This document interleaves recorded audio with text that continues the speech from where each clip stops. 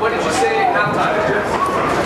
I said that we need to play with greater poise, that the score was not indicative of the type of the game, and that we have basically helped them with their scoring drives with penalties, and that we were not playing with great intelligence. And I felt like we were a better football team. We were controlling the line of scrimmage, but we were breaking ourselves down.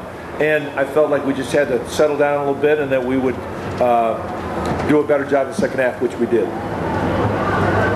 Coach, USF was favored in the game. Everybody knows that Dixon was out.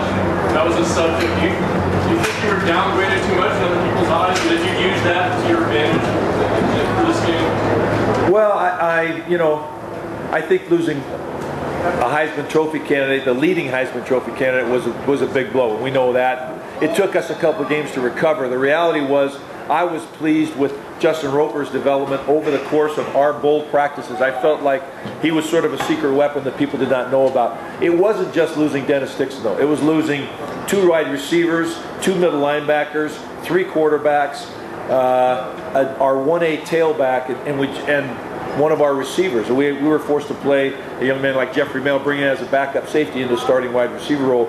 But it came down to 2 things: Jonathan Stewart running the football like we knew he was capable of, and Justin Roper directing the offense and keeping us out of mistakes and making some plays, in the red zone. And we have been a good red zone team this year. I was really pleased. I thought that we matched up.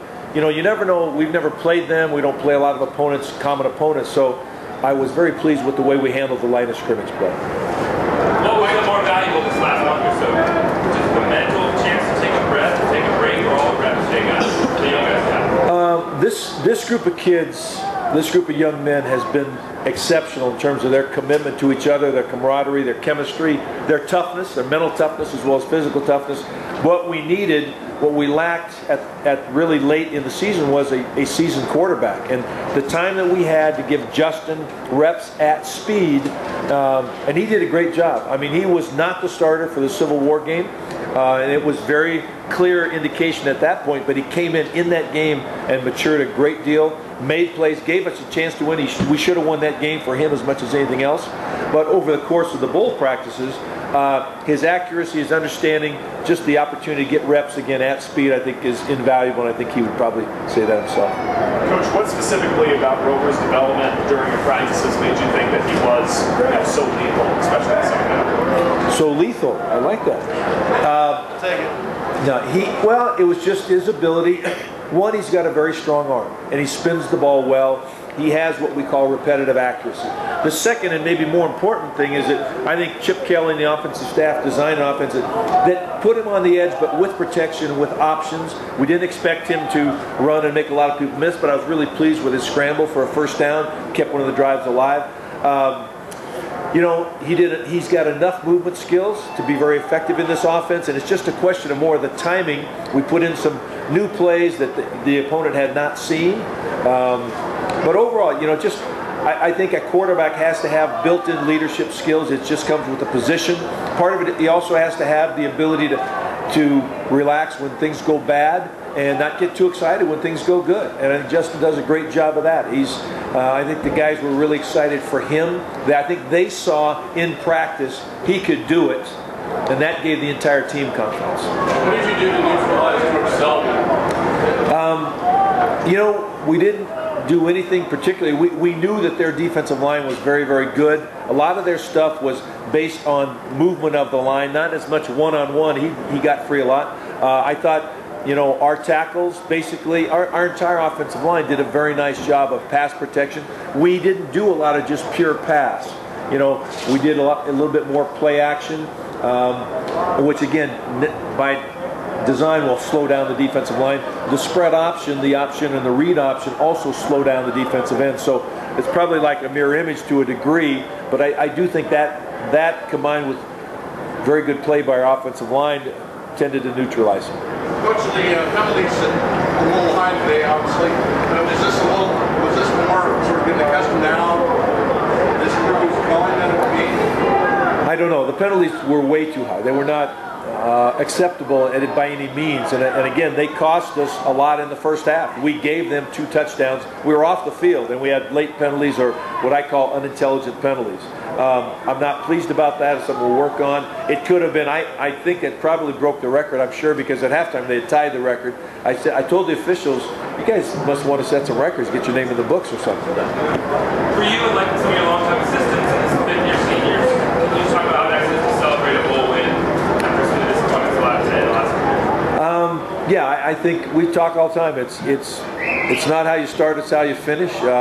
It's fun to end it on a positive note. It's fun for the players. It's fun for us to watch them enjoy that. It's fun for me to watch my coaches enjoy it. And we've had the last 3 bowl games this team and this group of guys has been in. 2 of those have come down to the very last play of the game.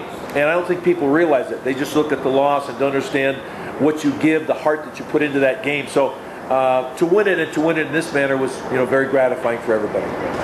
How about rate this Sun Bowl to experience the previous 2?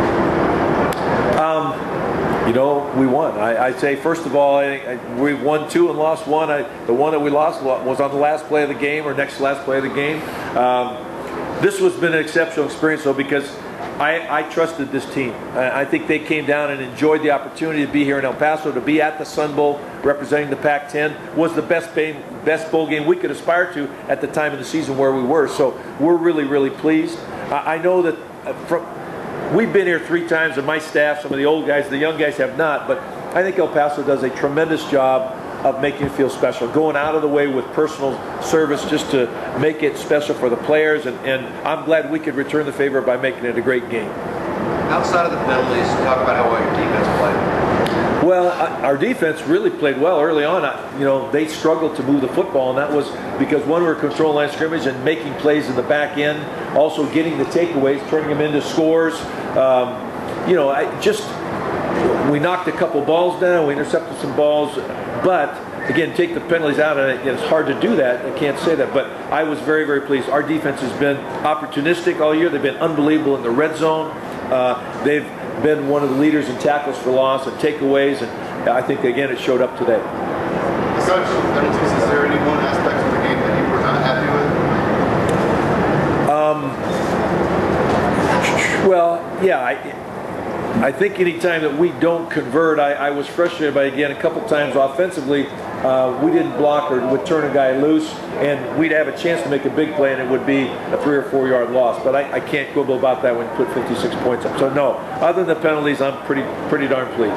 How dominant was your running game? How dominant was our running game? Well, statistically, it was, and I think, again, it occurred at the line of scrimmage. First of all, I think our offensive and defensive line set the tone for the game. We filled very well. Our defense really felt good about themselves in terms of knowing this team. We had a lot of time to study it, get our fits right. And offensively, as I said, I think we probably could have rushed for more had we not made some mistakes. But overall, really, really pleased. And I think if you can run the football, you have a chance to beat any team that you play. Coach, just have one more question here. I want to revisit the defense. You guys had a tremendous second half. Outside of the big plays that you made on defense, were there any kind of adjustments that you made during halftime or afterwards? We simplified a little bit. No, we had a pretty easy game plan coming in. We just wanted to make sure, again, we just talked about play with poise. Don't do the penalties. Don't help them. Nothing after the whistle. I think we played significantly better in the second half.